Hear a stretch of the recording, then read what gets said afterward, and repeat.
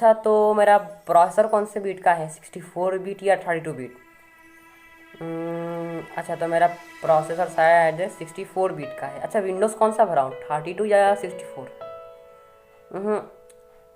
शायद processor 64 bit का है तो विंडोज़ भी 64 बिट का ही भरना होगा शायद। नहीं, शायद 32 बिट का विंडोज़ भराना होगा। अच्छा, विंडोज़ जो भी हो, सॉफ्टवेयर कौन सा भरा होगा विंडोज़ के ऊपर में, कोई भी सॉफ्टवेयर अगर भरना हो 64 बिट का 32 बिट का, कुछ पता नहीं चल रहा किस बिट का क्या भरना है। सो 64 बिट, 32 बिट, 64 बिट, 32 बिट, हर जगह बस यही दो चीज़ों का बोलबाला है। आखिर है क्या ये दो चीज़, कौन सी बला है, कहाँ से आए हैं, कौन से धरती से आए हैं, कुछ बतलाओ यार। फ्रेंड्स, 64 बिट और 32 बिट में कोई अंतर तो होगा ना, तभी तो लोग अलग अलग सॉफ्टवेयर, अलग अलग ऑपरेटिंग सिस्टम और अलग अलग प्रोसेसर्स बने हुए हैं। तो मैं आज आप लोगों को यही बतलाने के लिए इधर तो आया हूँ। तो फ्रेंड्स, एक बार फिर welcome to learning library of blind मेरे यूट्यूब चैनल में। और आज का टॉपिक ये है फ्रेंड्स कि what is the difference between 32 bit and 64 bit. So without understanding the difference between 64 bit and 32 bit, first of all we have to understand that what is bit. तो ये video English में नहीं होने वाला है, चिंता मत करिए, हिंदी में ही होगा।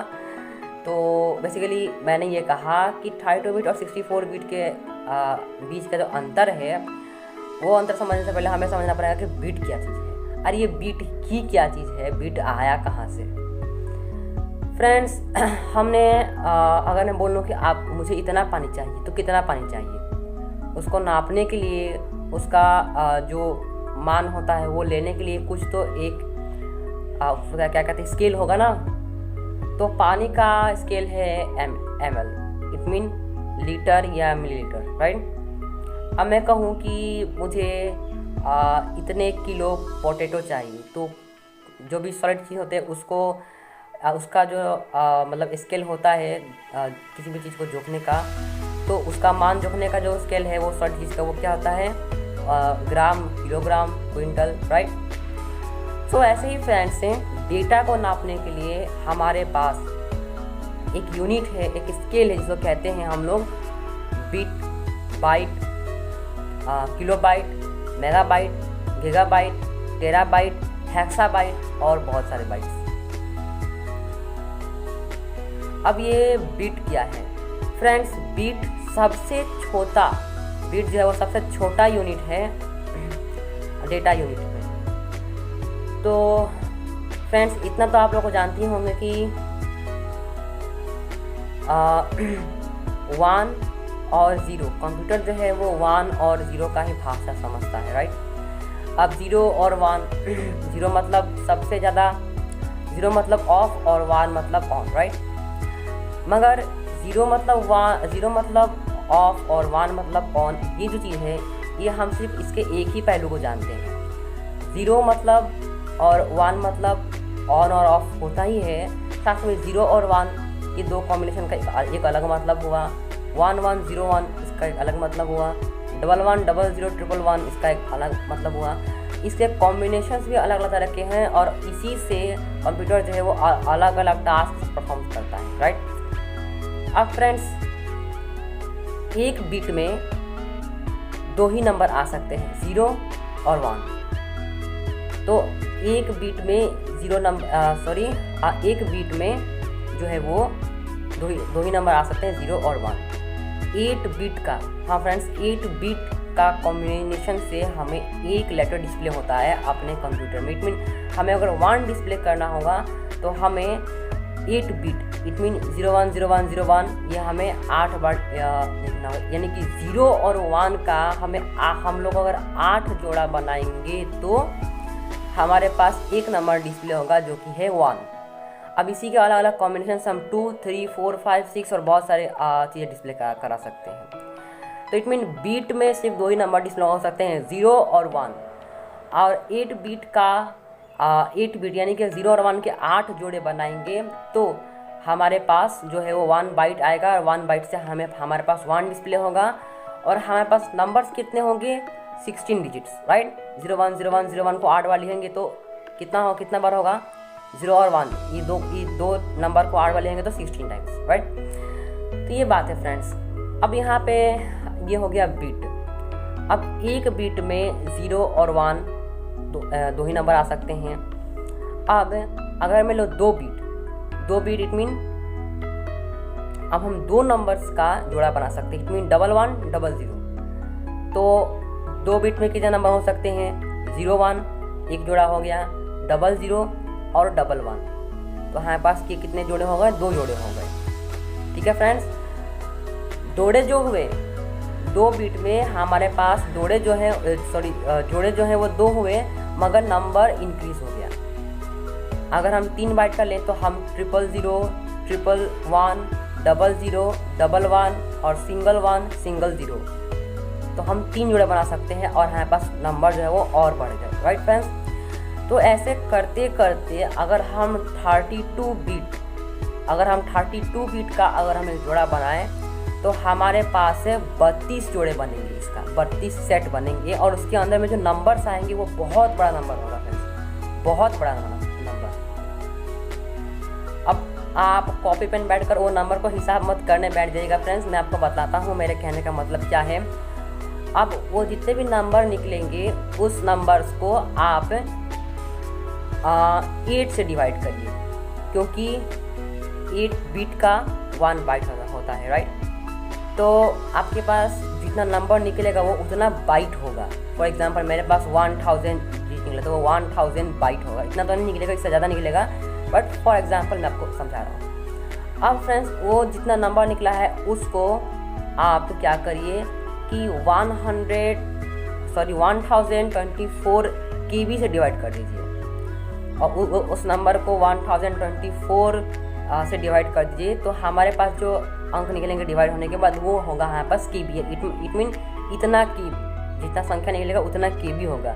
फिर उस KB को आप फिर 1024 MB से डिवाइड कर दीजिए तो हमारे पास जो संख्या निकलेगा वो होगा MB। अब 1024 वापस से डिवाइड करेंगे तो हाँ हमारे पास जो संख्या निकलेगा वो होगा 4, इट मीन 4 GB। अब कहने का मतलब ये है फ्रेंड्स कि 4 GB इट मीन हम अपने, अगर हमारा प्रोसेसर 32 बीट का है तो हम 4 GB से ज़्यादा रैम नहीं लगा सकते, इट मीन वो 4 GB से ज़्यादा याद नहीं रख सकता। और इसी के विपरीत में अगर हम 64 बीट का रखें तो उसमें हम हज़ारों GB रैम लगा सकते हैं। इट मीन इतना समझिए कि 32 बीट में हम 4 GB से ज़्यादा रैम नहीं लगा सकते और 64 बीट में हम 4 से ज़्यादा GB के रैम लगा सकते हैं। तो ये हुआ एक बेसिक इंट्रोडक्शन बीट का। अब हम बात करते हैं कि 64 बीट का विंडोज़ क्या होता है, 64 बीट का सॉफ्टवेयर क्या होता है।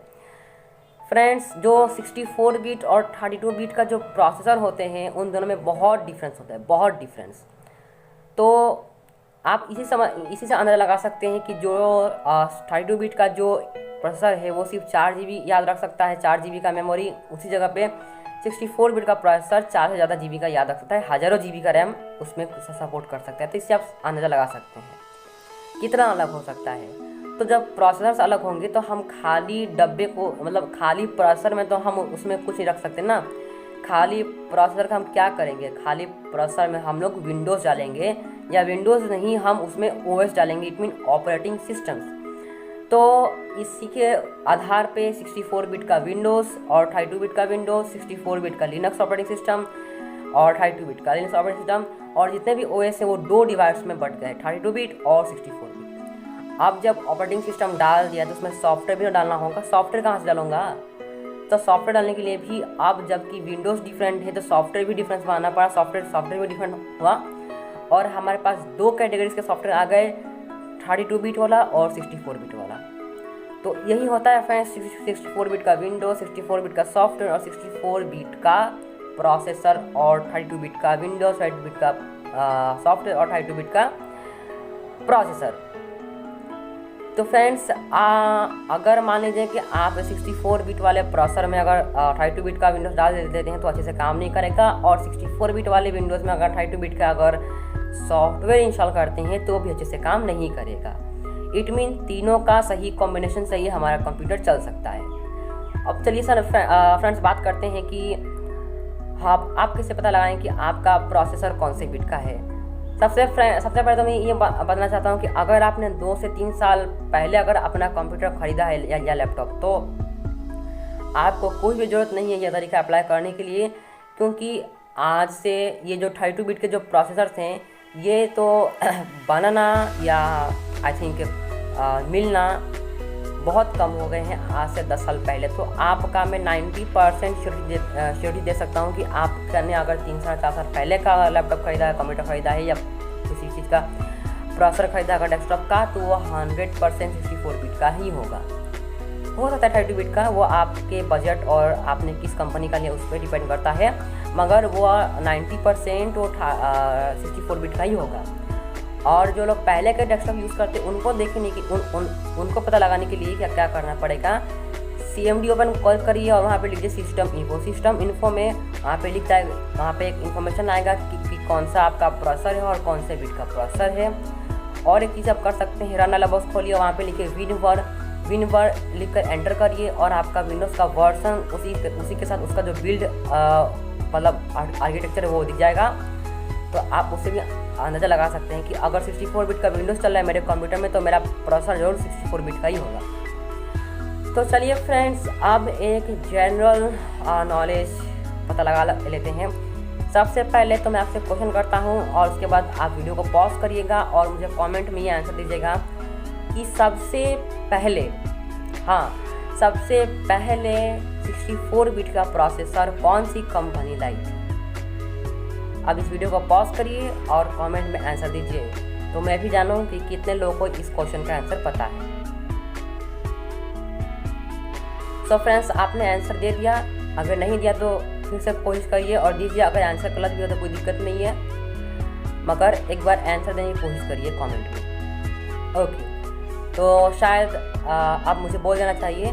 तो फ्रेंड्स, सबसे पहले 64 बिट का जो प्रोसेसर है वो AMD लाई थी। हाँ फ्रेंड्स, बहुत लोगों को ऐसा लगा कि इंटेल लाई थी, बट इंटेल नहीं लाई थी। सबसे पहले 64 बिट का प्रोसेसर AMD लाई थी। तो ओके फ्रेंड्स, आई होप आज का ये वीडियो आपको पसंद आया होगा और आज का वीडियो आपको इन्फॉर्मेटिव लगा होगा। अगर आपको ये वीडियो अच्छा लगा तो इस वीडियो को लाइक करिएगा और अगर आप मेरे चैनल पर नए हैं तो मेरे चैनल को सब्सक्राइब करिएगा, साथ ही बेल आइकन को भी दबा दीजिएगा ताकि मैं जब भी कोई वीडियो अपलोड करूँ तो आप लोगों को नोटिफिकेशन सबसे पहले मिल जाए। ओके फ्रेंड्स, गुड बाय और मिलेंगे एक अगली वीडियो में।